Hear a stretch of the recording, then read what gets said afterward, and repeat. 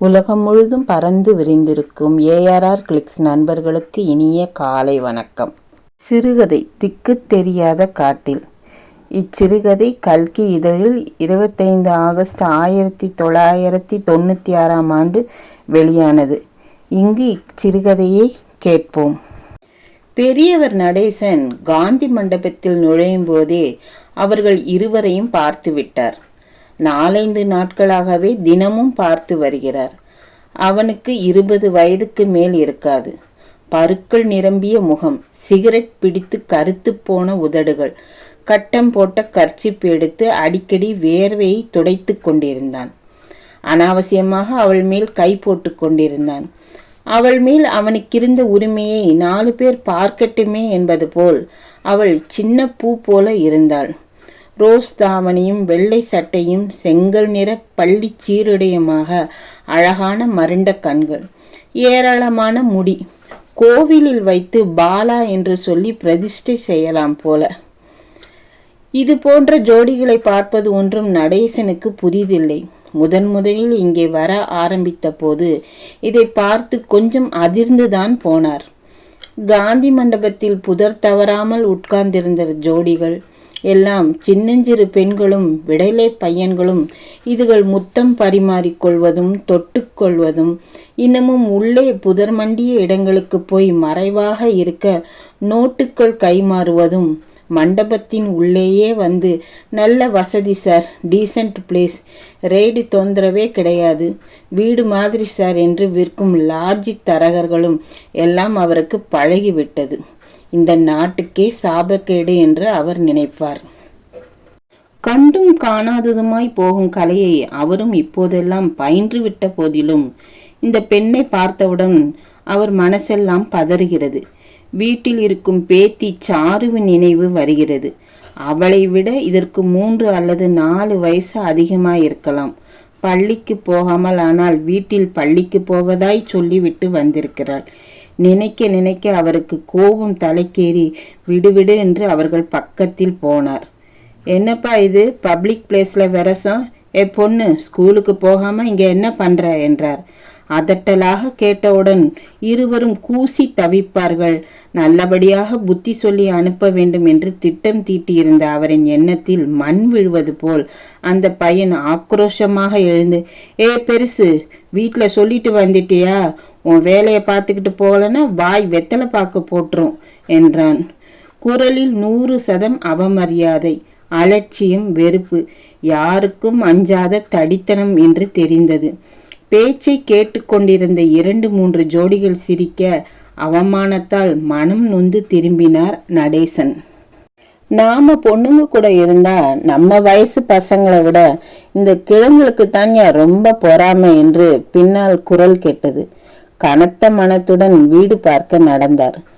அவருக்கு திடீரென்று தன் பேத்தியை சினிமாவுக்கு அழைத்து சென்ற சம்பவம் நினைவுக்கு வந்தது. பிரபல நட்சத்திரம் நடித்த படம் சாரு. முதல் நாளே போய் தீர வேண்டும் என்றாள். மகன் அரவிந்தனின் ஆடிட்டரும் சினிமா நட்சத்திரத்திற்கும் ஒரே ஆடிட்டராய் இருந்ததால் எளிதில் டிக்கெட் கிடைத்தது. துணைக்கு யாரும் இல்லை என்பதால் அவரே புறப்பட்டார்.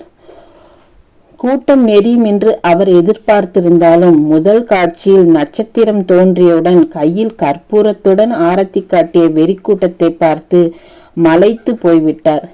இன்டர்வெல்லில் தலைவலி என்று காப்பி சாப்பிட பேத்தியோடைய வெளியே வந்த போதுதான் அது நடந்தது. இவர் பார்த்து கொண்டிருக்கையிலேயே படத்தின் ஹீரோ கதாநாயகியை அடிக்கடி செய்வது போல் சாருவின் பின்பக்கத்தில் தட்டினான். டிக்கெட் வாங்கும் முயற்சியில் சட்டை கிழிந்திருந்த ஒரு இளைஞன். தாத்தாவிடம் சொல்லக்கூட கூசியபடி அவமானத்தினாலும் கோபத்தினாலும் முகம் சிவக்க கண்ணில் வழியும் நீரை அடக்க போராடினாள் பேத்தி. ரவுடி தினத்தை அகலத்திரையில் பயிற்றுவிக்கிற ஹீரோக்கள் அவர் நெஞ்சு எரிந்தது.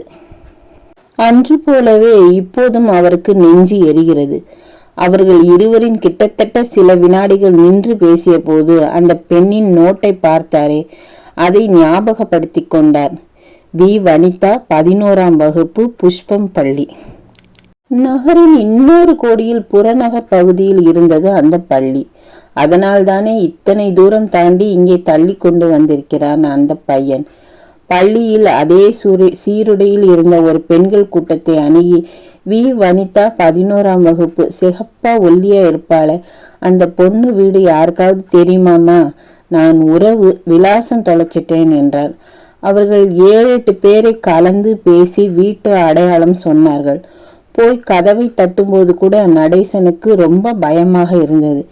ஏதாவது அவமானப்பட்டு வீட்டுக்கு விஷயம் தெரிந்தால் அரவிந்த் எப்படி கத்துவான்? மருமகள் இளக்காரமாக சிரித்து, இப்படி கூட செய்வார்களா?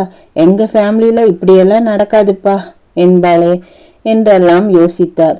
இதற்கு இந்த விலாசத்தை தேடி பிடித்தார். என்ன செய்ய போகிறார்? வனிதாவை அடித்து கிடித்து ரசபாசமாகிவிட்டால் யோசனை முடிவதற்குள் கதவு திறந்தது. ஒரு நடுத்தர வயது பெண்மணி. தோற்றத்தில் வறுமையும் முகத்தில் அனுபவமும் தெரிந்தது. கூப்பிய கைகளுடன் நடேசன் பேசினார். இந்த வீட்டு பொண்ணு வனிதா. ஆமா, என் பொண்ணுதான். ஏதாவது ஆக்சிடென்ட்டா? அவள் பதறினாள். இல்லம்மா இல்ல, உங்க பொண்ணை பத்தி நான் கொஞ்சம் பேசணும். கதவை திறக்கலாமா வேண்டாமா என்ற தயக்கம் அந்த பெண்ணின் முகத்தில் தெரிந்தது. அடையார் பக்கத்திலிருந்து 1.5 மணி நேரம் பயணம் பண்ணி கஷ்டப்பட்டு வந்திருக்கேன், என்ன நீங்க நம்பலாம் என்றார். அதெல்லாம் இல்ல, உள்ள வாங்க என்று கதவை திறந்தாள். வீட்டில் மாட்டியிருந்த புகைப்படத்தை பார்த்து உறுதிப்படுத்தி கொண்டு ஒரு டம்ளர் நீர் அருந்திவிட்டு எல்லாம் சொன்னார்.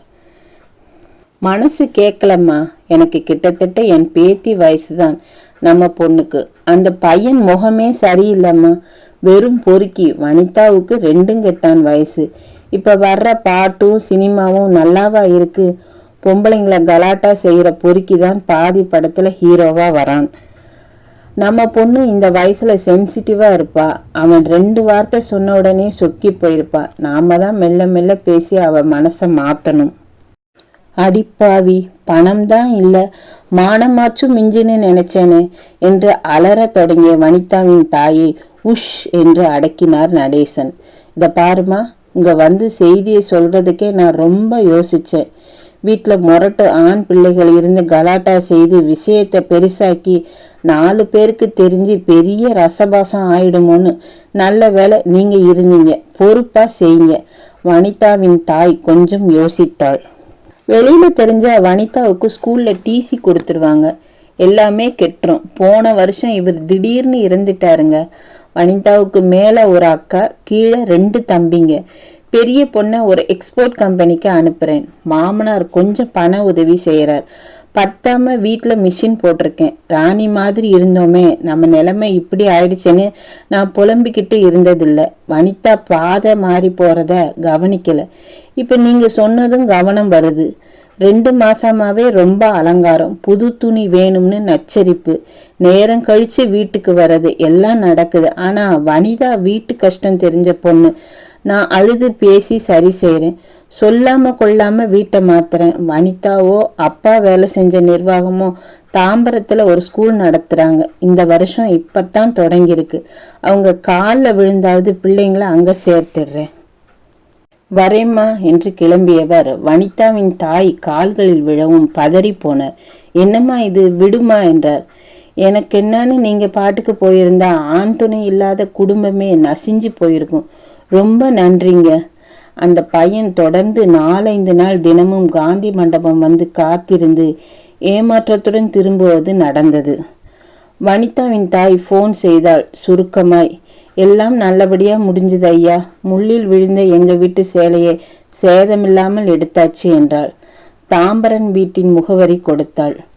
அன்று அவர் காந்தி மண்டபத்திலிருந்து வீட்டை பார்க்க நடக்க ஆரம்பிக்கையில் பின்னால் குரல்கள் கேட்டன. இந்த பார்ட்டி தாண்டா சேகர், இதுவா உங்களாண்ட வந்து ரப்சர் பண்ணிச்சுன்னு சொல்ற? இதேதான் அன்னைக்கு வனிதா வீட்டிலேருந்து வெளியே வந்துச்சு, நான் பார்த்தேனே. இதுதான் ஏதோ சில்மிஷம் செஞ்சு அவங்களோட அம்மாவை உஷார் பண்ணியிருக்கு. இப்போ எங்கே போனாங்கன்னே தெரியல. நல்லா மசிஞ்சு வந்தாடா, கெடுத்தான் கிழமை, விடக்கூடாது. டே என்ற சேகரின் வெறி கூச்சலை கேட்டபடி நடேசன் ஓடத் துவங்கியதும் வெகு சீக்கிரம் மாட்டிக்கொண்டார். கீழே விழுந்து மண்டை மோதிய சத்தம் அவருக்கே கேட்டது. ஆள் அரவமற்ற பாதையில் அரை மயக்கத்தில் கிடந்தார். விழித்த போது இன்னும் தெருவில் கிடப்பதை உணர்ந்தார். பின்மண்டை பயங்கரமாக வலித்தது. எத்தனை வெறி, எத்தனை ஆக்ரோஷம், எத்தனை வன்மம்! இந்த தலைமுறைக்கு ஏன் சரியான வழிகாட்டும் நபர்கள் அமையாமல் போய்விட்டார்கள்? சேகரின் செயலில் அவருக்கு வருத்தமில்லை. இப்படி ஒரு பொறுக்கியாக அவன் மாற யார் அல்லது எது காரணம் என்று யோசிக்க ஆரம்பித்தார். நடேசனுக்கு சேகர் மற்றும் தியேட்டரில் அவர் பேத்தியின் மேல் இடித்தவன் போன்றோர்களின் மீது ரொம்ப பரிதாபமாக இருந்தது. அடி வாங்கின போது கூட வராத கண்ணீர் இப்போது வர மெதுவாக எழுந்து நடக்க ஆரம்பித்தார். இச்சிறுகதையை கேட்டமைக்கு நன்றிகள் பல. உங்கள் கருத்துக்களை கமெண்ட் செக்ஷனில் பதிவிடுங்கள் நண்பர்களே. நன்றி, வணக்கம்.